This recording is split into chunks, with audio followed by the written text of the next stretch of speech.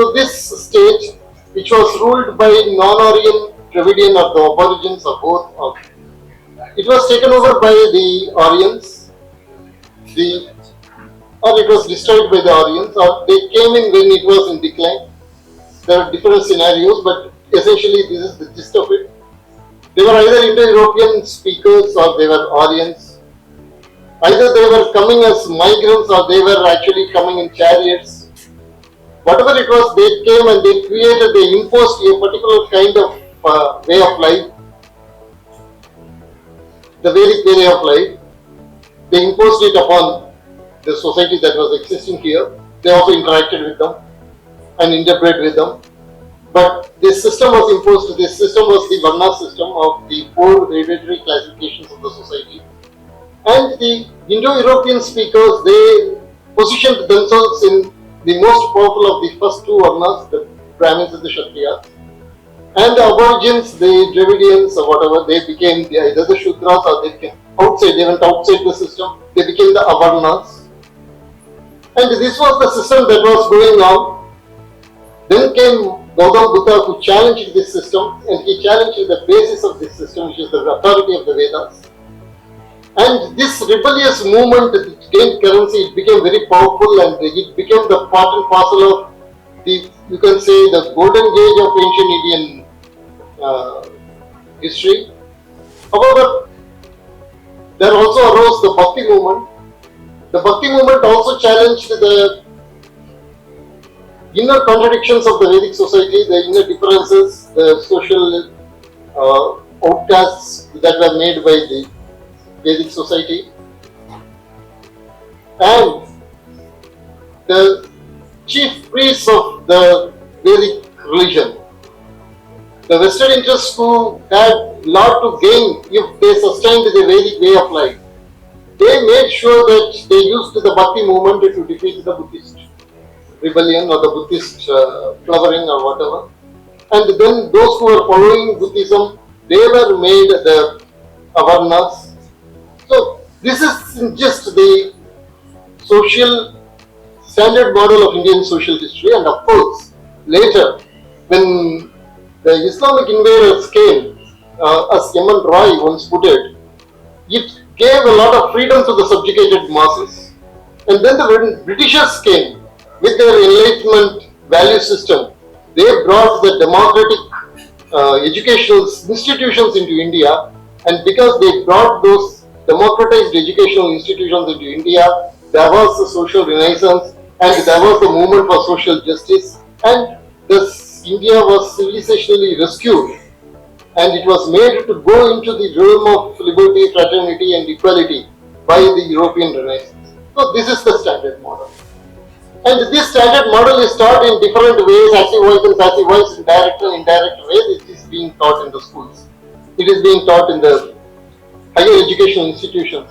It is being made into beautiful movies. It is being made into beautiful novels, in literature, in entertainment, in your educational system. All around you, you can see this standard model alive and pulsating around you. So it is a very strong, very deeply anchored system, model. This book challenges that. And in challenging this particular model, what I have done is I have gone for the basic data without any assumptions. So in that there were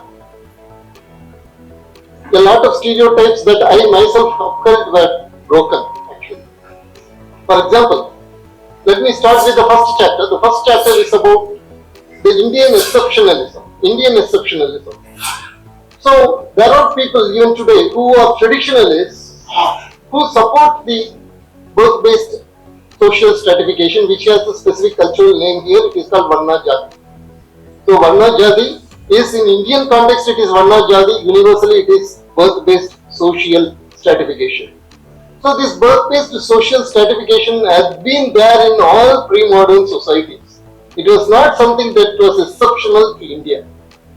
But the traditionalists would love to think that only India had this particular kind of system.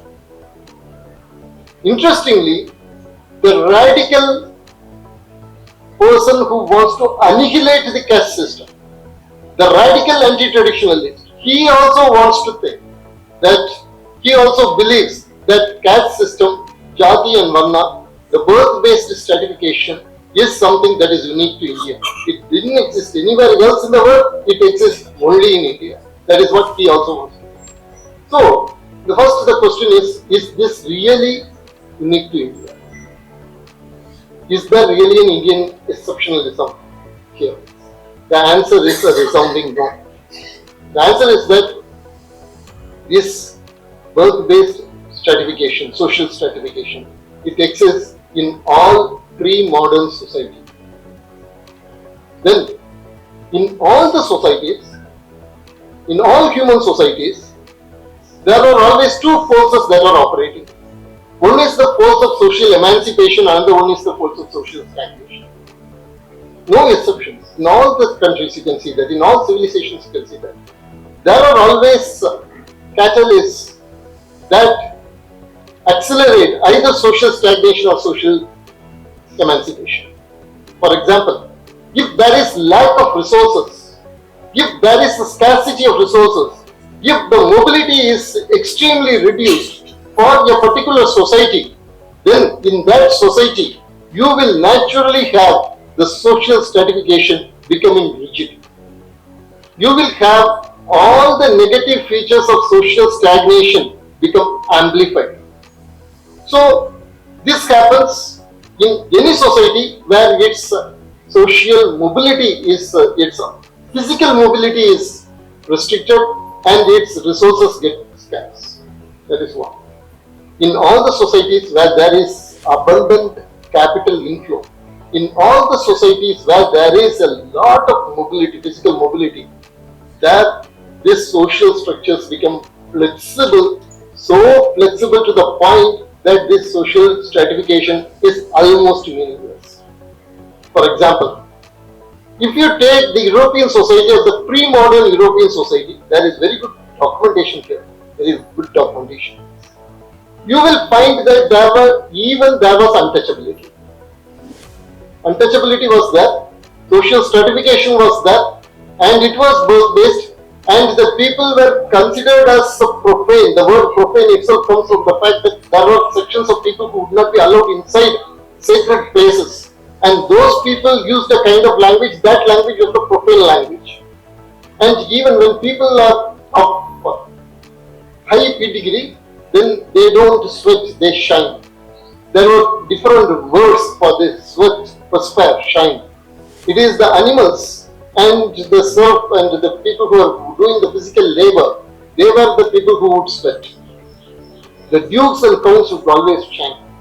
So even their vocabulary had this caste system in them. But all this disappeared once they were able to do colonization. Take for example Australia. Australia is 9 times the size of India.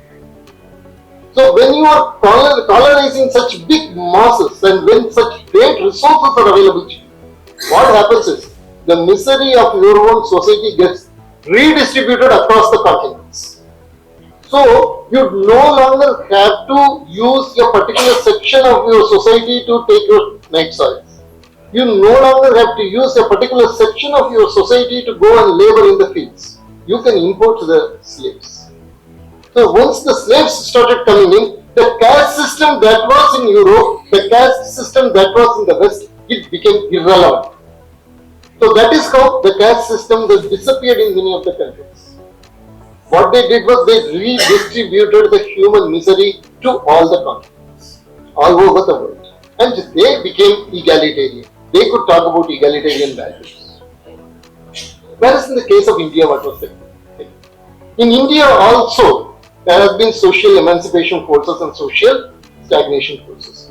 But here, there were no socio-economic equations behind catalyzing social emancipation.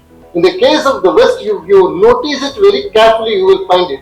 You will find that if they are abolishing slavery, it is because now they could economically afford to abolish slavery, or because slavery has become economically unsustainable. It is better to go for indentured labor than for slavery. Then we can start a movement against slavery.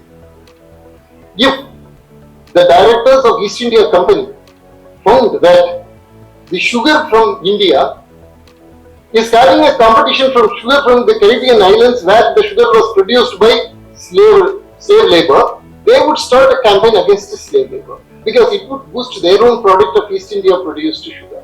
But then the entire campaign would be packaged in such terms as equality, God-given right of the human being, etc., that you won't notice that there is actually a socio-economic equation here.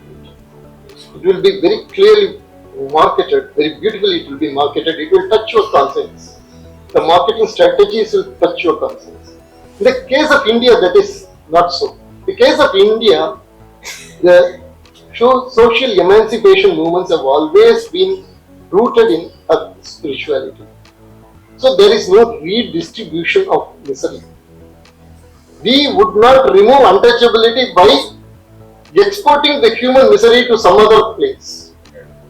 We would be laboring, we would be fighting all the problems that comes with social emancipation with a sense of owning it up, with a sense of it being a sacred duty. We would do that. So that has happened from the beginning till right now it has been happening. So what has happened ultimately is that we have created a model that we can assure that human emancipation, social welfare, a holistic human welfare is possible through a spiritual social awakening. And this book deals with those different phases in the history of India. And first we will take the famous Harappan Mohenjo-daro civilization. I am not getting into the vexed question of Aryan invasion theory. I don't care whether they were Aryans or whether they were Dravidians, whether they were Indo-European speakers, whether they were Dravidian speakers, whether they were Proto-Dravidian speakers, whether they were Proto-Indo-European speakers. I am not at all worried about that. What I am interested is, in this particular book, what I am interested is, what was their social structure and whether there is a continuity of those social structures into the historical period. So I searched for this. I found there were some interesting papers. Initially, Airavati Karve, she had told that initially when the Western archaeologists were digging it out, do you know how they characterized it? That was the time of Cold War, and they didn't like being in Mohenjo-daro. They found Mohenjo-daro very similar to Soviet Union. They even named it Bronze Age Soviet Union. They told that this is totally a very congested, crushing of human creativity kind of civilization.